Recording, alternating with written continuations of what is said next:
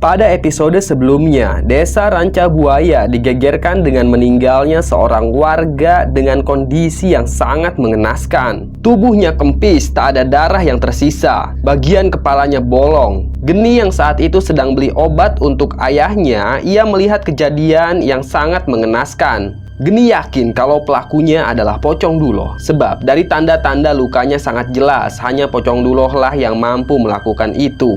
Geni segera kembali ke ayahnya. Dia memberitahu tentang kebangkitan Duloh. Namun saat itu Raka sudah sangat renta. Dia tidak sanggup lagi bertarung melawan Duloh. Hingga akhirnya Raka memutuskan untuk pergi dari kampungnya dan menjauhi Duloh. Tak ada yang bisa diandalkan lagi untuk melawan Duloh. Ana, gadis kecil pemilik jimat sakti itu, sudah meninggal 5 tahun lalu. Dia mati muda menyusul keluarganya yang sudah lebih dulu meninggal. Jimat sakti tidak bisa digunakan kalau Ana sudah tidak bernyawa. Jimat itu dikuburkan beserta jasad Ana. Atas dasar itulah Raka mengajak keluarganya untuk menjauh dari Duloh. Raka ingin hidup tenang. Dia tidak mau diganggu oleh Pocong Duloh yang sangat mengerikan dan sakti itu. Namun lain halnya dengan Geni. Dia tidak tega melihat korban yang bergelimpangan dimangsa oleh Pocong Duloh. Geni pun diam-diam pergi ke Desa Rancabuaya untuk menghadapi Pocong Duloh. Sementara itu, di Desa Rancabuaya, warga berjaga. Mereka penasaran makhluk apa yang sudah membunuh warganya. Apeng, salah satu warga Rancabuaya, berkeliling desa untuk memeriksa barangkali ada hal yang mencurigakan. Dan benar saja, di antara batang-batang pohon, Apeng melihat bayangan lelaki yang berdiri sambil tersenyum mengerikan. Ternyata dia adalah Galuh yang sudah dikendalikan oleh Pocong Duloh. Galuh mencekik leher Apeng menggunakan lidahnya yang menjulur panjang. Apeng berteriak minta tolong, tapi semuanya sudah terlambat. Galuh menghisap habis darah Apeng sampai tubuhnya kempis. Kemudian Galuh berjalan perlahan menyusuri desa tersebut. Dari kejauhan, dia melihat warga sedang berjaga. Warga menyadari kedatangan lelaki asing itu. Mereka pun mendekati Galuh dan menanyakan maksud kedatangannya ke desa tersebut. "Siapa kau? Dan apa yang kau inginkan dari desa kami?" ucap salah satu warga. Galuh tidak menjawab. Dia hanya tersenyum sinis. Kemudian Galuh mencekik leher lelaki itu dengan satu tangan. Dia mengangkat tubuh si lelaki dengan sangat mudah. Semua warga panik. Mereka langsung membacok Galuh ramai-ramai. Tapi anehnya, tubuh Galuh kebal senjata, tak mempan sama sekali. Galuh hanya tertawa terbahak-bahak dengan suaranya yang gebas dan mengerikan. Dari belakang Galuh tiba-tiba saja muncul sosok Pocong Duloh. Sosok itu sangat mengerikan. Wajah Duloh tetap utuh berkat ajian Pancasona yang ia miliki. Kemudian semua warga ketakutan. Mereka lari lintang pukang sambil berteriak minta tolong. 1-2 orang berhasil diberangus oleh Pocong Duloh yang sedang haus darah. Pocong itu benar-benar membantai mereka. Sementara itu, dari dalam rumah-rumah warga, kaum wanita mengintip kejadian mengerikan itu dengan penuh kengerian. Sebagian dari mereka menangis sesenggukan. Mereka tidak bisa berteriak sama sekali karena takut oleh Pocong Duloh. Pocong itu memang sangat buas. Anak-anak kecil disembunyikan ke kolong ranjang dan ke dalam lemari. Pocong Duloh pun melayang datar menyusuri Desa Rancabuaya. Dan tak lama kemudian Geni muncul. Dia turun dari kuda, lalu kedua tangannya mengeluarkan api Brajamusti.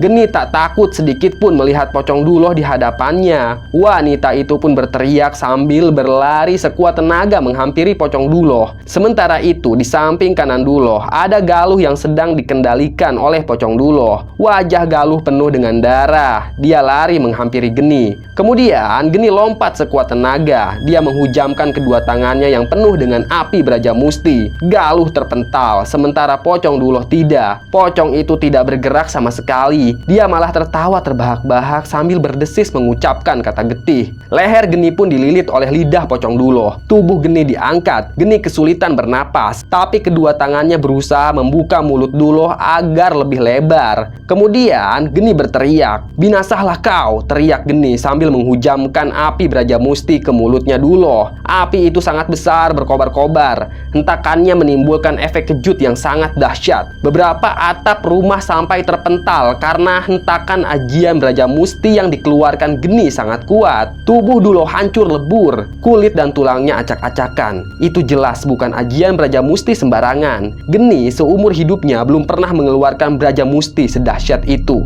Galuh yang juga terkena ajian dari Geni, dia mati di tempat dengan kepalanya yang hancur. Geni terkapar di atas tanah, wajahnya berkeringat, napasnya ngos-ngosan. Dengan tertatih-tatih, Geni pun bangkit. Dia berteriak pada semua warga, "Tolong tinggalkan desa ini, selamatkan nyawa kalian sekarang juga," teriak Geni dengan sisa tenaga yang ada. Dia memegangi dengkul. Tenaga Geni sudah terkuras habis. Geni akan mengevakuasi warga desa Rancabuaya. Wanita itu tahu kalau Pocong Duloh pasti akan bangkit lagi walaupun tubuhnya sudah hancur lebur. Namun butuh waktu beberapa jam agar tubuh pocong itu kembali utuh. Hal ini diakibatkan karena ajian Braja Musti yang dihantamkan begitu dahsyat. Satu persatu warga pun keluar dari rumah mereka. Ada yang mengais anak dan ada juga yang memapah orang tua. Mereka semua ketakutan dan menangis karena kehilangan suami dan ayah mereka yang mati di mangsa Pocong Duloh. Mereka akan jalan kaki menuju desa seberang agar terhindar dari teror Duloh. Desa itu dipisahkan oleh sungai yang amat besar.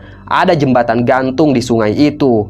Warga berbondong-bondong menyeberangi sungai. Setelah semua warga berhasil keluar dari desa Rancabuaya, kini giliran Geni. Dia juga ikut keluar dari desa itu. Namun sebelum Geni pergi, dia duduk sila di hadapan jasad sisa-sisa tubuh Duloh. Geni memejamkan matanya. Dia berkomat-kamit membaca mantra. Kemudian asap keluar dari dalam tanah. Geni meniup asap itu. Hal ini dilakukan untuk lebih memperlambat kebangkitan Duloh. Setelah itu, Geni bangkit lalu pergi dari desa yang mencekam itu.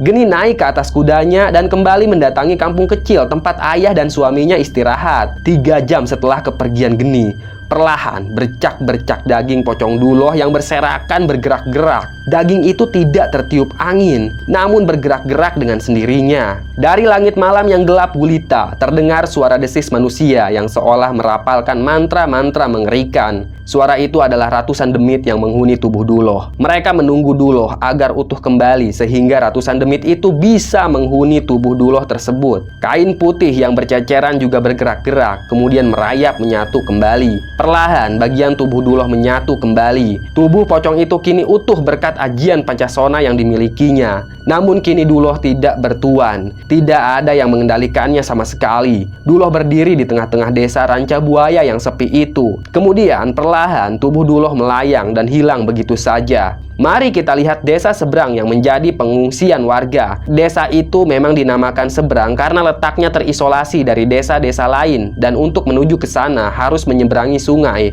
Di desa itu ada seorang ulama atau bisa dibilang tetua. Dia juga punya pesantren dan biasa memimpin pengajian. Namanya Kiai Sarip. Kiai Sarip bukan orang sembarangan. Dia bisa dibilang punya hijib atau kesaktian mengusir makhluk gaib. Namun setelah ia mendengar kesaksian warga soal pocong yang meneror desa Rancabuaya, Kiai Sarip langsung teringat pada legenda Pocong Duloh yang dulu pernah ia dengar. Pocong itu meluluh lantahkan distrik Wajo dan desa lainnya. Banyak korban berjatuhan. Bahaya, ucap Kiai Sarip. Makhluk itu sangat buas, ucap Kiai Sarip. Lalu bagaimana Kiai? Tanya salah satu warga. Jangan ada yang keluar dari desa ini. Aku akan coba pagari desa dengan air doa-doa agar demit mengerikan itu tidak bisa masuk ke desa kita, ucap Kiai Sarip. Perlu diketahui, Kiai Sarip punya banyak santri. Dia punya pesantren Salafi yang sudah lama berdiri di desa itu. Kiai Sarip menyuruh santrinya untuk berkumpul di balai. Mereka akan menggelar doa bersama agar demit itu tidak masuk ke desa mereka. Setelah sang Kiai membuat air yang sudah dibacakan doa-doa, air itu pun disiramkan oleh para santrinya mengelilingi desa dan juga ujung jembatan agar Pocong Duloh tidak masuk ke desa mereka. Sementara itu, Duloh masih ada di desa Rancabuaya. Dia mulai kehausan darah. Tidak ada manusia di desa itu. Maka hewan pun jadi. Hewan-hewan ternak peninggalan warga jadi mangsa.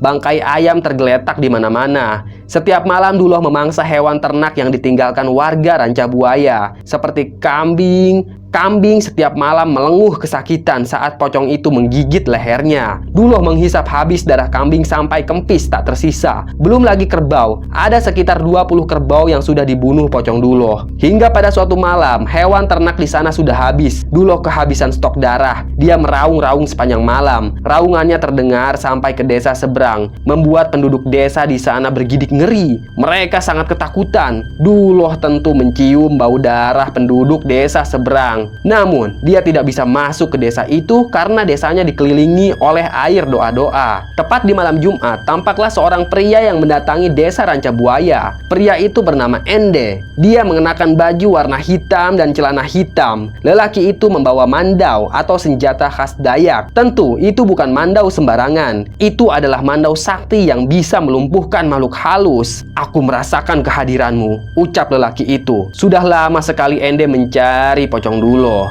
Ende pernah mendengar desas-desus kesaktian makhluk gaib itu dari masyarakat Dayak. Maklum, Duloh kala itu sangat terkenal ke seluruh Nusantara, sehingga tak sedikit dukun yang ingin memiliki pocong itu untuk menambah kesaktian. Kemudian, angin berhembus dengan sangat kencang, dan muncullah Duloh, si pocong sakti yang sangat mengerikan. Dia berdiri tak jauh di hadapan Ende. Ende pun tersenyum. Dia mengeluarkan mandau. Mandau itu melayang-layang di udara. Kemudian, dengan cepat, benda sakti itu melesat ke arah Duloh, lalu menancap di kepalanya. Duloh pun meraung. Pocong itu tampak sangat marah. Kemudian Duloh melayang di angkasa, lalu menjulurkan lidahnya yang sangat panjang. Lidah itu berhasil dihindari oleh Ende. Kemudian Ende membaca mantra-mantra membuat mandaunya merah menyala. Duloh semakin kesakitan saja. Tubuhnya bergerak-gerak. Kemudian tubuhnya jatuh berdebam. Dukun Dayak itu sangat sakti. Dengan mandau yang ia miliki, dia mampu melumpuhkan pocong Duloh. Segera dukun tersebut menghampiri pocong Duloh. Kemudian dia membuka mulut pocong tersebut lalu meludahinya. Tubuh Duloh pun bergetar hebat. Ludah dukun sakti bukanlah ludah sembarangan. Hal itu membuat Duloh semakin kesakitan saja. Lalu Duloh pun lenyap entah kemana. Ende tertawa terbahak-bahak. Ende tahu kalau Duloh sudah masuk ke dalam tubuhnya. Dia mampu menaklukkan pocong itu. Entah apa yang akan diperbuat Ende terhadap pocong Duloh. Yang jelas, dia punya maksud tertentu yang bisa membawa kemaslahatan atau bahkan petaka bagi warga di sana. Bersambung. Terima kasih sudah menyimak cerita Mbah. Tunggu kelanjutannya ya. Tetap sehat dan salam getih.